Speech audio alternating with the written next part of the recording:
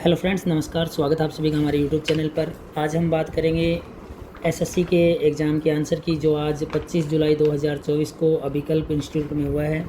एक बार फिर बता देते हैं, आज इस वीडियो में हम करेंगे एसएससी के लिए जो एग्ज़ाम पेपर हुआ है 25 जुलाई 2024 का, उसकी आंसर की को।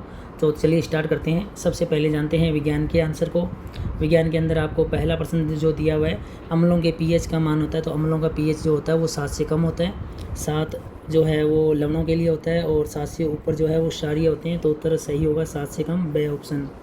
पीतल जो है, देखिए पीतल मिश्र धातु है और किस किस से बनी हुई है आपको ये देखना है। तो पीतल का जो सही आंसर होगा तांबा प्लस जिंक और तांबा को मिला दो तो पीतल बनता है। आगे नेक्स्ट चलिए, सबसे अधिक सुचालक धातु कौन सी है? तो सबसे अधिक सुचालक जो धातु है वो चांदी है।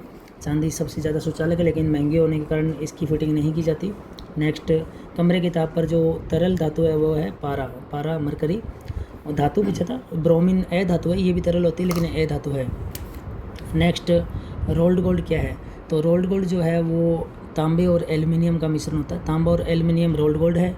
और वहीं तांबा को अगर आपने जिंक के साथ मिला दे तो पीतल बनता है, और तांबे को अगर टिन के साथ मिला दे तो वो आपका कांसा बनता है। फिलहाल अपना ये आंसर आएगा तांबा प्लस एल्युमिनियम। नेक्स्ट जो प्रश्न है, नीले लिटमस पत्र को लाल करता है। आपको मैंने ट्रिक बताई थी अनिल नाम से। तो अनिल में अमल है, वो नीले को लाल करता है। तो अमल नीले को लाल करता है। तो सही आंसर होगा ऑप्शन बी। सिनेबार किसका ऐसक है? तो सिनेबार पारे का ऐसक है। बॉक्साइट किसका ऐसक है? तो बॉक्साइट जो है एल्युमिनियम का ऐसक है। सोडियम का परमाणु क्रमांक 11 होता है। और निम्न में से कौन सा भौतिक परिवर्तन नहीं है? मोम का पिघलना भौतिक परिवर्तन है, बर्फ़ का पिघलना भौतिक परिवर्तन है।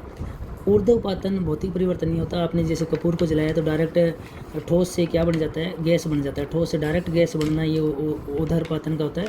तो ये जो है ये रासायनिक परिवर्तन है। और इसमें लिखा उपरोक्त सभी भौतिक परिवर्तन है, तो सभी नहीं है। ये ऑप्शन से सही होगा इसका। तो ये आपके जो प्रश्न थे विज्ञान के। अब आगे आपको, उससे पहले मैं आपको इकोनॉमिक्स के प्रश्न और बता देता हूँ। इकोनॉमिक्स के प्रश्न देखिए। इकोनॉमिक्स के अंदर आपको फर्स्ट प्रश्न दिया हुआ है, भारतीय रिजर्व बैंक का जो लेखा वर्ष होता है वो कब होता है? तो 1 जुलाई से 30 जून तक होता है। रुपये का नोट कौन जारी करता है? रुपये का नोट वित्त मंत्रालय जारी करता है। बाकी सारे नोट आरबीआई जारी करता है 1 रुपये से ऊपर। राष्ट्रीय किसान आयोग की स्थापना 2004 में हुई थी। वर्तमान में एमएसपी के लिए अधिदिष्ट फसलें हैं 23 फसलों में एमएसपी मिलती है।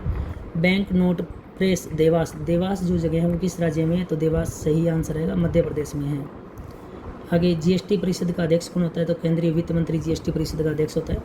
101वें संविधान संशोधन अधिनियम के माध्यम से जीएसटी संविधान में किस संशोधन में शामिल किया गया? 279A में शामिल किया गया। ये ऑप्शन होगा। इस समय राष्ट्रीय आय को व्यक्त करने के लिए भारत में किस सन को आधार वर्ष के रूप में यूज़ किया जा रहा है? तो 2011 को यूज़ किया जा रहा है। निम्न में से असत्य है। तो जीएसटी द्वारा कर की समस्या को रोका जा सकता है, ये तो सत्य है। निर्यातों को बढ़ावा मिलता है, ये भी सत्य है। निर्यातों पर जीएसटी नहीं लगाया जाता, जबकि निर्यातों पर आईटीसी लगाया जाता है, ये भी सत्य है। कोई असत्य नहीं है, ये डी होगा। और लास्ट है, तृतीय औद्योगिक नीति कब अपनाई गई थी? तो 1977 में अपनाई गई थी। अब आपको जो आपके इंडियन ज्योग्राफी के प्रश्न है वो अक्रम सर करवाएंगे। चलते हैं अक्रम सर के पास। नमस्कार सभी साथियों को। तो अपने चर्चा करने जा रहे हैं भारत का भूगोल, जो आपकी एसएससी में दूसरी क्लास होती है 10:40 से 11:20, उसके आंसर की पर अपने चर्चा करने जा रहे हैं। देखिए, पहला प्रश्न है, जो आपके टॉपिक दिए हुए थे, भारत के सामान्य परिचय, स्थिति विस्तार और भारत के भौतिक प्रदेश दिए हुए थे। भौतिक प्रदेश आपके 5 थे, पर्वतीय, मैदानी, पठारी, तटीय और मरुस्थलीय। इन 5 से प्रश्न है। देखिए, पहला प्रश्न है, राजस्थान का 25 से 50 सेंटीमीटर वार्षिक वर्षा वाला क्षेत्र क्या कहलाता है? ये अर्धशुष्क मरुस्थलीय प्रदेश कहलाता है। ऑप्शन बी आपका सही उत्तर होगा। दूसरा प्रश्न देखिए, रेगिस्तान में पाया जाने वाला हरा भरा क्षेत्र क्या कहलाता है? तो हरा भरा क्षेत्र नखलिस्तान कहलाता है। भी देखना, चेलिस्तान जो है, ये चेतिस्तान लिखा गया, ये चेलिस्तान है। ये चेलिस्तान आपके पाकिस्तान में थार के मरुस्थल को कहते हैं, लेकिन नखलिस्तान तो रेगिस्तान में पाया जाने वाला हरा भरा क्षेत्र कहलाता है। थार के मरुस्थल की लंबाई कितनी है? तो लंबाई 640 किलोमीटर है, और यदि चौड़ाई पूछा जाए तो चौड़ाई इसकी है 300 किलोमीटर। तो अगला प्रश्न देखिए, राजस्थान में अर्ध शुष्क मरुस्थलीय प्रदेश का क्षेत्रफल कितना है? तो देखिए, राजस्थान का जो मरुस्थलीय प्रदेश है उसका टोटल क्षेत्रफल 1,75,000 वर्ग किलोमीटर है, जिसमें से 1,00,000 वर्ग किलोमीटर तो है शुष्क मरुस्थलीय प्रदेश का क्षेत्रफल, और 75,000 जो है वो आपका अर्ध शुष्क मरुस्थलीय प्रदेश का है। तो इसका आंसर होगा आपका 75,000 वर्ग किलोमीटर। आगे देखिए हम्मादा क्या है, तो हम्मादा चट्टानी मरुस्थल को हम्मादा कहते हैं, ऑप्शन द आपका सही उत्तर होगा। उसके बाद देखिए किस तटीय मैदान का निर्माण माही व साबरमती नदी के जलोढ़ निक्षेप से हुआ है, तो माही व साबरमती नदी आप जानते हैं गुजरात के अंदर बहती है, और गुजरात के तट को क्या कहते हैं, तो सौराष्ट्र का तट कहते हैं, काठियावाड़ का तट भी कहते हैं। तो ऑप्शन स होगा आपका सौराष्ट्र तट। कोंकण तट का उत्तरी बिंदु कौन सा है, तो कोंकण तट का उत्तरी बिंदु है आपका दमन। देखिए जो आपका गुजरात का तट है जिसको सौराष्ट्र या काठियावाड़ का तट कहते हैं, वो जलीय सीमा जहाँ से लगना स्टार्ट होती है गुजरात की, वहाँ से लेकर दक्षिण में दमन तक है। दमन पर आकर गुजरात का तट समाप्त हो जाता है और कोंकण तट शुरू हो जाता है। तो कोंकण तट का उत्तरी बिंदु दमन होगा, ऑप्शन ब। किस तटीय मैदान की बालुका स्तूप युक्त स्थलाकृतियों को टेरिस कहा जाता है। देखिए टेरिस जो है आपका ये मालाबार तट से संबंधित है। मालाबार तट में बालुका स्तूप युक्त स्थलाकृतियों को टेरिस कहते हैं, ऑप्शन ए। हल्दिया बंदरगाह किस तट पर स्थित है, तो जैसे कि आपको बताया था हल्दिया और कोलकाता दो प्रमुख बंदरगाह हैं। ये आपके पश्चिम बंगाल राज्य में हैं, और पश्चिम बंगाल के राज्य का तट कहलाता है उत्तरी सरकार तट। तो ऑप्शन ए सही उत्तर होगा। कौन सा तटीय मैदान कावेरी नदी के मुहाने पर स्थित है, तो कावेरी नदी जैसा कि आपको पता है कर्नाटक से निकलती है, कर्नाटक के कोडागू जिले से, और कर्नाटक से होते हुए तमिलनाडु में बहते हुए बंगाल की खाड़ी में गिरती है। तो ये कावेरी नदी के मुहाने पर आपका तमिलनाडु का तट है, और तमिलनाडु के तट को कहते हैं कोरोमंडल तट। तो ऑप्शन द आपका सही उत्तर होगा। ये आपके प्रश्न थे भारत के भूगोल के 10 प्रश्न। आगे बढ़ते हैं अपने मैथ जो आपकी तीसरी क्लास होती है 11:20 से 12 बजे तक, इसके प्रश्नों पर चर्चा करते हैं। पहला प्रश्न देखिए 10% चक्रवर्ती ब्याज की दर से 3 वर्ष का चक्रवर्ती ब्याज 6,620 है, तो मिश्र धन ज्ञात कीजिए। इसमें आपका उत्तर होगा ऑप्शन ए 26,620। अगला प्रश्न देखिए 22वां प्रश्न जो है आपका, उसका आंसर होगा आपका ब ऑप्शन 4,390, और 23वां प्रश्न है इसका आंसर होगा आपका द ऑप्शन 10%, और 24वां प्रश्न जो है 24वें प्रश्न का उत्तर होगा आपका ब ऑप्शन 36.1%। 25वां प्रश्न है 25वें प्रश्न का भी ऑप्शन ब होगा 100। 26वां प्रश्न है 26वें प्रश्न का आंसर होगा आपका, ये आपका 7600 की जगह 7800 आपको करवाया था क्लास के अंदर। तो 26वें प्रश्न का उत्तर होगा आपका ऑप्शन ए 1200, और 27वां प्रश्न जो है 27वें प्रश्न का ऑप्शन होगा 100। 28वां प्रश्न देखिए 28वें प्रश्न में आपको कुछ चेंजिंग करवाई गई थी, तो ये 28वां प्रश्न आपका चेंज करवाया गया था। देखिए इसमें आपका जो 1/80 दिया हुआ है इसकी जगह 1/4 करवाया गया था आपको, और जो आपका 1/60 है इसको आपको करवाया गया था 1/16 का माध्य समानुपात ज्ञात कीजिए। इसके ऑप्शन में भी चेंजिंग करवाई गई थी। ए ऑप्शन आपका 1/12 है, ब ऑप्शन आपका 1/10 है, स ऑप्शन 1/40 है, और द ऑप्शन आपका 1/8 है।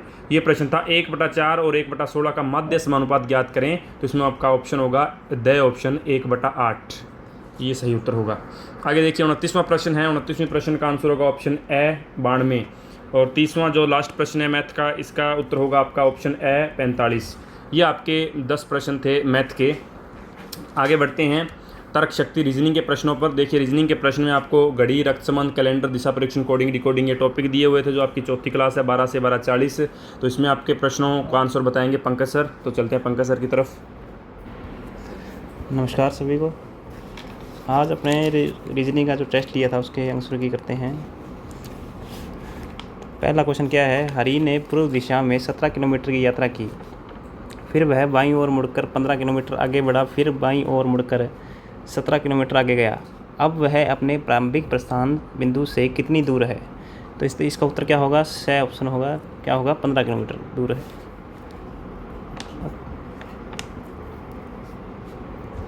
तो इसका उत्तर क्या होगा, स 15 किलोमीटर।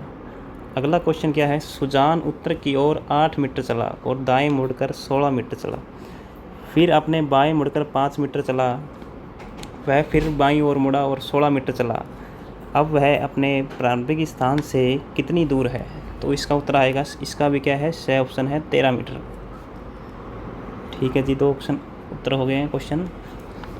अगला क्वेश्चन क्या दे रखा है, बी से 25 किलोमीटर उत्तर पूर्व ABCDEF तथा 6 जांच चौकियां हैं। F जांच चौकी D से 15 किलोमीटर उत्तर में है। जो बी से 25 किलोमीटर उत्तर पूर्व में है। ए जांच चौकी ई से 5 किलोमीटर पश्चिम में है और सी से 15 किलोमीटर दक्षिण पश्चिम में है। जांच चौकियाँ बी, ए तथा ई क्या है, एक सीधी रेखा में है। ई बी के पश्चिम तथा एफ से 30 किलोमीटर की दूरी पर है। जांच चौकियाँ बी तथा ई एक दूसरे से 30 किलोमीटर दूर हैं। तो इसका ये क्वेश्चन दे रखा है क्या, यदि कोई जीप ए, बी तथा डी होती हुई एफ से ई तक जाती है तो वह कुल कितनी दूरी तय करेगी। तो इसका उत्तर क्या होगा, द ऑप्शन है 105 किलोमीटर। इसी का ये अगला क्वेश्चन क्या है, डी से दक्षिण पश्चिम में सबसे दूर कौन सी जांच चौकी है। तो इसका ऑप्शन क्या होगा, ए ऑप्शन। कौन सी, ए जांच चौकी क्या है, सबसे दूर है। किसी घड़ी में 4:45 हो रहे हैं। यदि घड़ी की मिनट की सुई दक्षिण दिशा में है तो घड़ी की घंटे वाली सुई किस दिशा में होगी। तो इसका उत्तर क्या होगा, उत्तर पूर्व, से ऑप्शन। अगला 36वां प्रश्न, प्रवीण का मुख उत्तर पूर्व दिशा में है, फिर वह दाईं ओर 135 डिग्री, फिर बाईं ओर 225 डिग्री, फिर दाईं ओर मुख करके खड़ा हो जाता है। तो बताओ अब इसका मुख किस दिशा में है। तो इसका उत्तर क्या होगा जी, उत्तर पूर्व, बे ऑप्शन है। अगला प्रश्न, प्रमोद सिर के सहारे उल्टा खड़ा है। यदि उसका दायां हाथ पूर्व दिशा में हो तो उसका मुख किस दिशा में है। तो इसका उत्तर क्या होगा, ए ऑप्शन, दक्षिण दिशा है।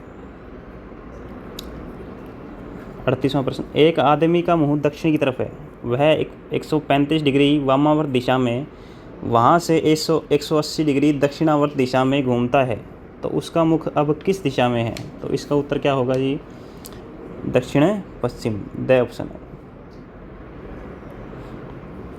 अगला 39वां प्रश्न, आर पी के उत्तर पश्चिम में व टी के उत्तर में है, एस टी के उत्तर पूर्व में व क्यू के उत्तर में है, एल टी व क्यू के पश्चिम में है, एस पी व टी समरेखा में है। तो बताओ एल से दूरतम कौन हो सकता है। तो इसका ऑप्शन क्या आएगा, द ऑप्शन आएगा। लास्ट प्रश्न, बाबू रहीम का पड़ोसी है और उसका मकान पश्चिमोत्तर दिशा में 200 मीटर की दूरी पर है। जोसेफ रहीम का पड़ोसी है और उसका मकान दक्षिणी पश्चिम दिशा में 200 मीटर की दूरी पर है। गोपाल जोसेफ का पड़ोसी है और वह दक्षिण पूर्व दिशा में 200 मीटर की दूरी पर रहता है। राय गोपाल का पड़ोसी है और उसका मकान पूर्वोत्तर दिशा में 200 मीटर की दूरी पर है। तो राय का मकान बाबू के मकान की किस दिशा में स्थित है। तो इसका उत्तर क्या होगा, बे ऑप्शन क्या होगा, इसका उत्तर होगा। धन्यवाद बहुत बहुत। आगे देखिए, अपना इंग्लिश का प्रश्न आता है जो आपकी 5वीं क्लास होती है 12:40 से 1:20। तो इसमें आपके 10 प्रश्न इंग्लिश के हैं। देखिए पहला प्रश्न जो है 41वें प्रश्न का आंसर होगा आपका बी ऑप्शन, गोज। 42वां प्रश्न देखिए, 42वें का आंसर होगा डी ऑप्शन, एवर सिंस। उसके बाद 43वां प्रश्न है, 43वें प्रश्न का आंसर होगा आपका सी ऑप्शन। 44वां प्रश्न है, 44वें प्रश्न का आंसर होगा आपका B option, I told her that he was a good. और 45वां प्रश्न है, 45वें प्रश्न का आंसर होगा D option, Reno said I shall write books. D option सही उत्तर होगा। आगे देखिए 46वां प्रश्न है, 46वें प्रश्न का उत्तर होगा, इसमें रिक्त स्थान भरना है तो इसमें आएगा हैज़ आएगा, much milk has been sold. A option आपका सही उत्तर होगा। और 47वां प्रश्न है, इसमें आपके रिक्त स्थान में आएगा are, 5 rupees are a very small amount, तो आर आएगा, बी ऑप्शन सही उत्तर होगा। डिटर्मिनर्स के प्रश्न है, देखिए 48वां प्रश्न है, इसमें आएगा आपका लिटिल, बी ऑप्शन। 49वां प्रश्न है, इसमें आपका बी ऑप्शन आएगा मैनी, ए। और लास्ट आपका 50वां प्रश्न है, उसका आंसर होगा आपका सी ऑप्शन, अनफेवरेबल। तो ये आपके इंग्लिश के 10 प्रश्न थे। आगे बढ़ते हैं अपने भारत की अर्थव्यवस्था पर, और भारत की अर्थव्यवस्था के आपके सर ने आपको निशान लगवाई दिए हैं। आगे देखिए स्टैटिक्स जीके। तो स्टैटिक्स जीके में अपना पहला प्रश्न है, ग्लोबल जेंडर गैप इंडेक्स में भारत का स्थान कौन सा है। तो देखिए इसमें आपका 129वां स्थान है भारत का, ऑप्शन ए। ओजोन परत संरक्षण से संबंधित वियना समझौता कब हुआ था। तो वियना समझौता ओजोन परत को बचाने के लिए हुआ था वियना के अंदर, तो ये 1985 के अंदर हुआ था, ऑप्शन द है। जल्लीकट्टू महोत्सव का संबंध किससे है। तो तमिलनाडु से है, तमिलनाडु में ये जल्लीकट्टू महोत्सव मनाया जाता है। लिपुलेख दर्रा कहाँ स्थित है। तो लिपुलेख दर्रा आपका उत्तराखंड के अंदर स्थित है, ऑप्शन ब सही उत्तर होगा। पंचतंत्र पुस्तक किसकी है? तो पंचतंत्र पुस्तक विष्णु शर्मा की है, ऑप्शन ए। गीतांजलि पुस्तक की रचना किसने की थी? तो गीतांजलि पुस्तक की रविंद्रनाथ टैगोर ने रचना की थी, ऑप्शन ए। नाथुला दर्रा कहाँ पर स्थित है? तो नाथुला दर्रा सिक्किम का दर्रा है, सिक्किम में है, बे ऑप्शन। बक्सर का युद्ध कब लड़ा गया था? तो बक्सर का युद्ध 1764 में लड़ा गया था, ऑप्शन से है। यूरोपीय संसद का मुख्यालय कहाँ पर स्थित है? तो यूरोपीय संसद का मुख्यालय जो है वो लग्जमबर्ग के अंदर है, ऑप्शन ए सही उत्तर होगा। देव सूर्य महोत्सव कहाँ पर मनाया जाता है? तो ये आपका मनाया जाता है बिहार के अंदर, ऑप्शन बे सही उत्तर होगा। देखिए ये आपके स्टैटिक्स के 10 प्रश्न थे। आगे अपने बढ़ते हैं करंट अफेयर्स की तरफ। तो करंट अफेयर्स के पहला प्रश्न देखिए, विश्व अंतर्राष्ट्रीय न्याय दिवस कब मनाया जाता है? तो 17 जुलाई को मनाया जाता है, ऑप्शन से है। हाल ही में चांदीपुरा वायरस संक्रमण के कारण बच्चों की मौत कहाँ हुई है? तो अभी हाल ही में ये एक संक्रमण चल रहा है, बच्चों में वायरस चल रहा है चांदीपुरा नाम का, तो इससे काफ़ी बच्चों की मौत हुई है, जो गुजरात के अंदर हुई है, ऑप्शन ए। आगे देखिए, हाल ही में आईसीसी का वार्षिक सम्मेलन कहाँ प्रारंभ हुआ है? तो ये कोलंबो के अंदर हुआ है, कोलंबो जो कि श्रीलंका की राजधानी है। मलेशिया का राष्ट्रीय पशु क्या है? तो बाघ जो है वो मलेशिया का राष्ट्रीय पशु है। हाल ही में विदेश मंत्री एस जयशंकर ने भारत के पहले विदेशी जन औषधि केंद्र का उद्घाटन किसने किया? तो ये आपका इसका आंसर होगा, ऑप्शन से मॉरिशस। देखिए इसमें ये कहाँ, किसने की जगह कहाँ आएगा, उद्घाटन कहाँ किया? तो एस जयशंकर ने भारत के पहले विदेशी जन औषधि केंद्र का उद्घाटन कहाँ किया? तो मॉरिशस के अंदर किया था, ऑप्शन से है मॉरिशस, जो कि अफ्रीका का एक द्वीप है, मॉरिशस। उसके बाद देखिए, हाल ही में हरियाणा राज्य ने पुलिस भर्ती में अग्निवीरों को कितने प्रतिशत आरक्षण देने की घोषणा की है? तो 10% आरक्षण दिया गया है, ऑप्शन द है। हाल ही में किस राज्य ने एक ही दिन में 11 लाख पौधे लगाने का विश्व रिकॉर्ड बनाया है? तो ये मध्य प्रदेश ने बनाया है, ऑप्शन बे। दूसरा एशिया प्रशांत मंत्री स्तरीय सम्मेलन किस देश में आयोजित किया जाएगा? तो ये भारत में किया जाएगा, ऑप्शन से है। पूर्वी भारत का पहला दिव्यांग विश्वविद्यालय कहाँ खुलेगा? तो ये आपका झारखंड के अंदर खुलेगा, ऑप्शन से है। राष्ट्रीय मत्स्य किसान दिवस कब मनाया जाता है? तो 10 जुलाई को मनाया जाता है, 10 जुलाई आपका ऑप्शन द में दिया गया है। पेरिस ओलंपिक में ब्रेकिंग, सर्फिंग, स्पोर्ट्स क्लाइंबिंग व स्केटबोर्डिंग में कितने नए खेल शामिल किए गए? तो इसमें 4, ऑप्शन जो से है वो सही उत्तर होगा। हाल ही में बाउंस ऑफ जॉय कार्यक्रम किसने प्रारंभ किया? तो ये आपका राजस्थान ने प्रारंभ किया है, ऑप्शन द है। हाल ही में आर्मी हॉस्पिटल का कमांडेंट लेफ्टिनेंट जनरल किसे नियुक्त किया गया है? तो ये शंकर नारायण को नियुक्त किया गया, ऑप्शन ब है। हाल ही में मानव उपभोग के लिए 16 कीटों के उपयोग की मंजूरी किसने दी है? तो ये आपकी सिंगापुर आएगा, ऑप्शन द है। हाल ही में किसको रूस देश के सर्वोच्च नागरिक सम्मान से सम्मानित किया गया है? तो इसमें आएगा नरेंद्र मोदी। हाल ही में नरेंद्र मोदी रूस के दौरे पर गए थे, वहाँ रूस के सर्वोच्च नागरिक सम्मान से नरेंद्र मोदी जी को सम्मानित किया गया है।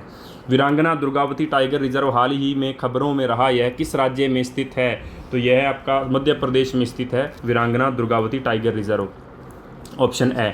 हाल ही में वार्षिक कटारगामा एसाला उत्सव किस देश में आयोजित हुआ है? तो ये श्रीलंका में आयोजित हुआ है, ऑप्शन द है। हाल ही में राष्ट्रीय नारकोटिक्स हेल्पलाइन मानस 1933 किस मंत्रालय ने लॉन्च किया है? तो ये आपका गृह मंत्रालय ने लॉन्च किया है, ब। हाल ही में किस राज्य में लड़का भाऊ योजना शुरू की गई है? तो ये आपकी महाराष्ट्र में शुरू की गई है, ऑप्शन से है। और लास्ट प्रश्न है, भारत का प्रथम साहित्य का शहर कौन सा है? तो कुज्जिकोड जो है वो प्रथम साहित्य का शहर है। तो इस तरह से आपका जो आज पेपर हुआ था एसएससी एग्ज़ाम के लिए, उसके आंसर की पर अपन चर्चा की। देखिए आज 25 जुलाई जो आपके वीकली टेस्ट होते हैं, उनमें आज 25 जुलाई 2024 गुरुवार को अभिकल्प इंस्टीट्यूट में एसएससी बैच 2024 के लिए टेस्ट हुआ था, जो आपके वीकली टेस्ट चल रहे हैं। तो सभी सब्जेक्ट्स की आंसर की पर अपने चर्चा कर चुके हैं। उम्मीद है आप सभी को समझ में आ गया होगा। इसके अलावा यदि आप कोई भी जानकारी चाहते हैं तो इस नंबर पर संपर्क कर सकते हैं।